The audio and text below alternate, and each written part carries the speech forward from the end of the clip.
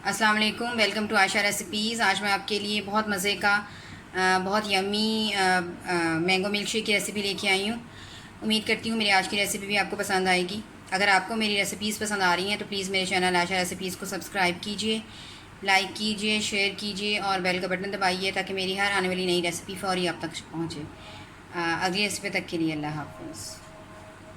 अस्सलाम वालेकुम, welcome to Ayesha recipes. आज मैं आपके लिए बनाना मिल्क शेक की रेसिपी लेके आई हूँ।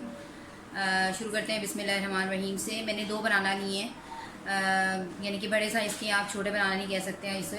1 लीटर मैंने दूध लिया है, हाफ़ प्याली मैंने चीनी ली है, थोड़े से मैंने आमंड्स लिए हैं और थोड़े से मैंने पिस्ते लिए हैं। इसके अलावा छोटी इलायची जाएगी पिसी हुई। तो शुरू करते हैं बिस्मिल्लाहिर्रहमानिर्रहीम से। पहले हम अपने आमों को काट लेते हैं। सबसे पहले अपने ब्लेंडर में मैं चीनी और छोटी इलायची जो है वो डाल चुकी हूँ आम के अंदर ही। ये डाल दें, दूध डाल दें,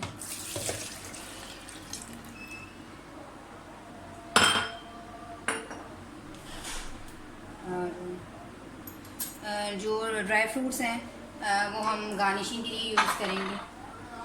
तो सबसे पहले